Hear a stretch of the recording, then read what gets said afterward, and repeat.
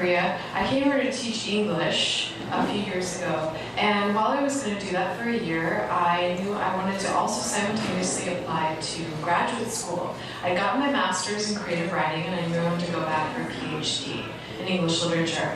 And to do that, I knew that I needed to take the GRE subject test in literature. If you're not familiar with that test, it's insane.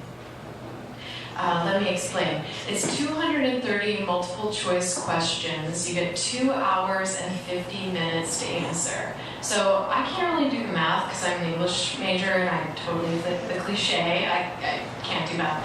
But that's not a lot of time. Yeah. So that's insane point number one. And insane point number two is that it is over all of literature in English. So any book that appears in English appears on the test. No, it's not quite that extreme, but any book that is a major work appears on the test. Now, it's not a make or break kind of thing. I mean, it's a part of your application portfolio. But if you do well on this test, of course you can increase your chances of getting into good schools, and you can increase your chances of getting a fellowship to pay for school, which if you're a PhD in English literature, you need one of these. Okay, you are not going to be making money in the future, so you do not want to pay for school. So I took it seriously. Before I even came to Korea, I did my research, I made my plans, I started studying, and I realized I can take the test in Seoul in October. So I signed up to do that, and I started studying. When I got to Korea, I kept studying. The week before the test, I realized, okay, this is high stakes. I better go to the location of the test, because I don't speak Korean. And if I get lost on the test day, I'm not going to know where I'm going. It's going to be a bad situation. So I decide to do a mock run, right? So I go and I look at my entrance ticket. It says Yonsei University. So I go down to Yonsei. I find the building where the test is going to be, and I actually see a paper on the door, and it says GRE. And I'm like, hallelujah, I know where it is. Great. So the next weekend, I've studied, I've done my last minute preparation. I go down to Yonsei, and I'm like in my zone. It's an hour before the test, and I'm like, I'm here early, I'm totally ready. I walk up to the building, I go inside, and there's like no one there. But I'm thinking, okay, I've been in Korea a few months, and I know like sometimes Korean people only arrive like 5 minutes before things start, or 5 minutes after. So it's all cool. It's like it's quiet for a reason. So I'm wandering around the building, I'm looking for signs, and there's nothing. There's nothing there. And I'm like, this is not normal. This is like a standardized test. I don't know what's going on. So I go to the security guard and I say, GRE? And he looks at me and he's like, he does one of these. Okay, you guys know what that means. Yeah, you know what that means. That is not good. You do not want to see one of those. And I was like, what? And I said, well, wait, there's no GRE here? But I signed up for the test, it's supposed to be here. And he just points. He points outside. And there's a girl, a Korean girl, outside. And I'm like, wait, what? And he just points. So I go outside, and she's kind of standing there, like, kind of hopping around, talking on her cell phone, saying, 어떡해. And you know what this means in this context. I think that 어떡해 in this context means WTF. And I'm like, we are speaking the same language, girl. I'm WTFing right now. So I go up to her and I'm like, do you know the GRE subject test in English literature is supposed to be in there? And the security guard told me to come talk to you, and I don't know where it is and what's going on. And she said, not here. Somewhere else. Wait. And I'm like, okay, wait. And I'm just like, oh, okay. There's like a time delay at this point on my personality. Like, I'm here, and then the present is here, and I cannot react. And so I'm just waiting. And she's like, wait. And then a taxi drives up, and she gets in, and she goes, come. And I'm like, okay, my parents told me never to.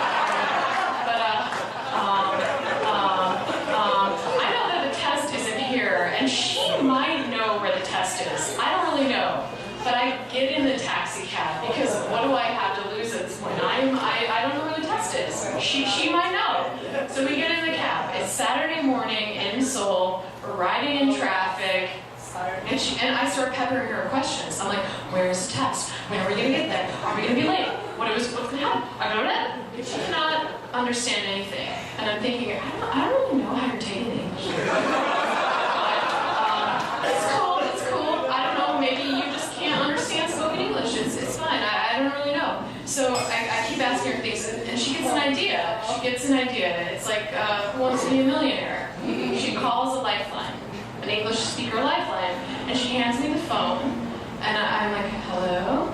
And the girl says, my friend wants to tell you, she wants to ask, did you want to take the GRE test? And I said, yes, I do.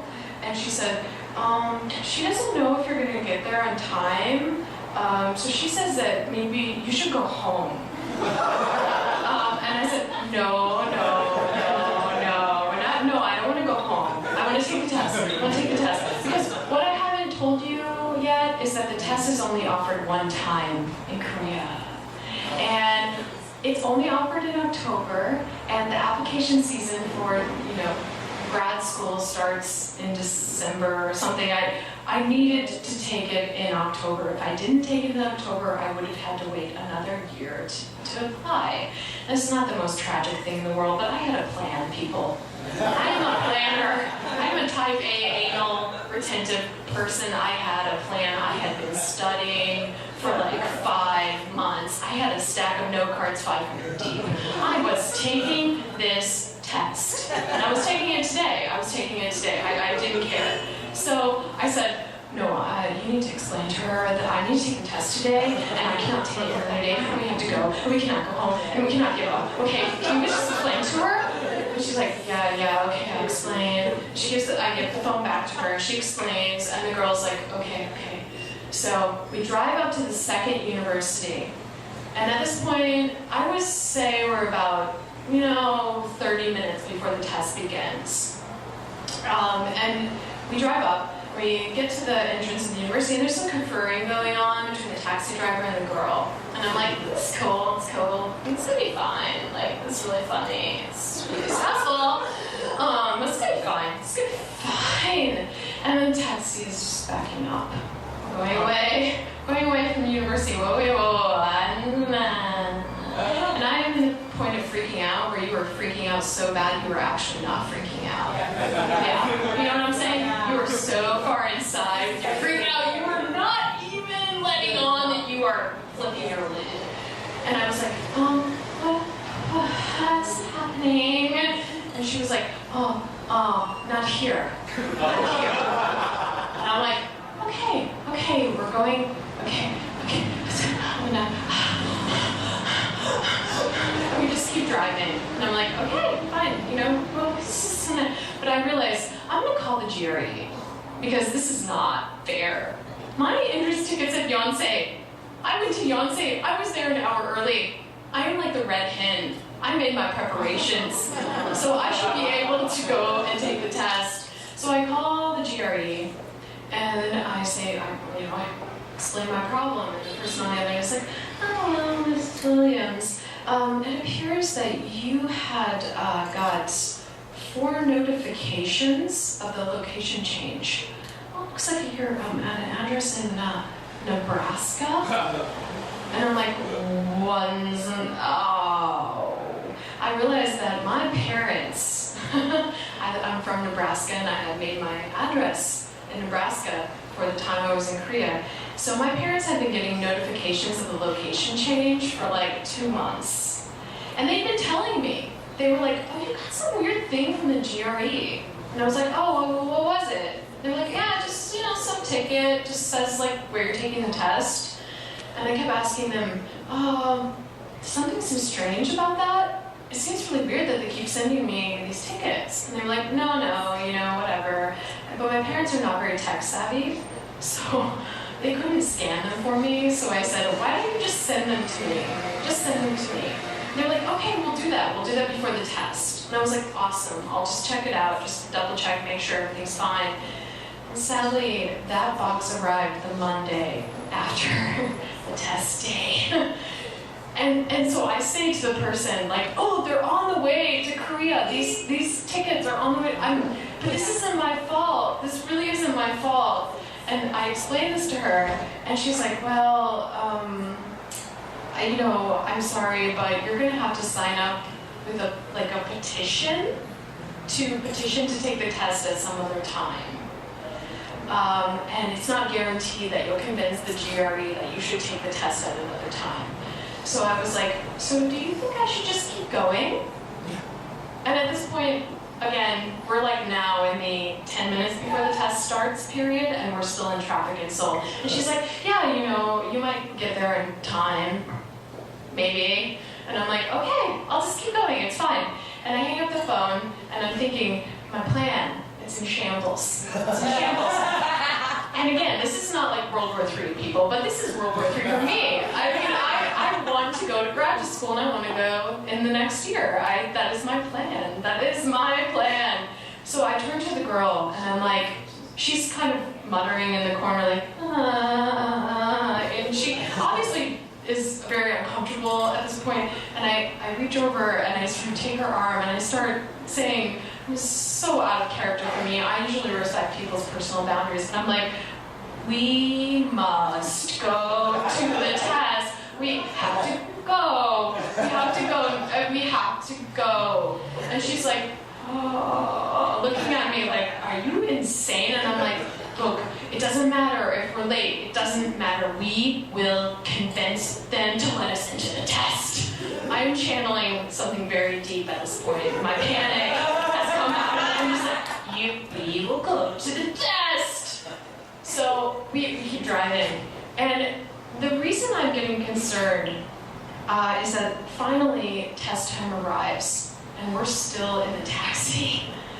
And if anyone has taken a standardized test, you know that there's a reason they're called standardized. It's because they're supposed to be the same everywhere. It's supposed to be the same instructions, the same amount of time, the same situation, no matter where you take it. So I know, like, if you're late, they don't let you into the test. But I'm like, it doesn't matter. My panic is so large at this point that I am willing to go. I am going to get on my knees, if necessary, to get into that testing room. So we drive up to the third university. And I'm like, awesome, we're finally at the right location. But then I look at the fare for the taxi, and at this point, we've been driving around for about an hour. And I'm like, oh, shit, I don't have money for this. And I turn to her, and I'm like, and I point to the taxi fare, and she was like, oh, it's okay. And she points to the driver and says, my father. And he turns around, and he gives me this huge smile and says, hi. And I'm like, hallelujah, it's your father. He's been driving us this whole time. So we don't have to pay the taxi fare at all. We jump out of the taxi, we literally run our asses off into the building. It turns out she goes one way, I go another, because it turns out that she is actually taking the math test, which explains why she doesn't know a lick of English. So she runs off in one direction, I run off in the other direction to the English test. I get to the door of the place, and I'm like, I'm ready. I am so ready to go to town with my arguments of why I should be able to get into the test. And there's a guy at the door, and I tell him my name, and I show him my ticket. And I'm like, this is Beyonce? And I didn't know that it was up here, and like I couldn't know that I was gonna be late, and I had to go in a taxi with a stranger, and I just got here, and I'm really sorry. And he was like looking at me, and I think he just looked into my eyes, and he was like, this is gonna be more trouble than it's worth. Yeah, this is not gonna be good. And so he just let me in. He just let me in. And literally, I walk into the room, I'm sweating, I'm actually shaking from the adrenaline, and like 50 Korean heads just like go and turn and look at me, and I'm like, oh, hi. It's now 15 minutes after the test started. And I sit down and I just like scribble out my registration and I start the test. And I want to tell you, I was pissed after the test was over, because remember when I told you there are 230 multiple choice questions and you have 2 hours and 50 minutes? So 15 minutes is a lot for that kind of test. You need that 15 minutes. And when I was done, I was like, what kind of bad luck have I got? I mean, how could this have happened to me? I studied so hard and I missed 15 minutes of the test, and what if it screwed me? It screwed me. I was so upset, so upset. But, so that's my bad luck side of the story. I was like, this is outrageous bad luck. This is like everything that could go wrong went wrong, and it wasn't my fault. But in the end, when I thought about it, when I think about it now, I realized that actually I had quite good luck. Not only did they actually let me in the testing room, but I got to take the test, and I did actually okay. Even without that 15 minutes, I did okay. I really did.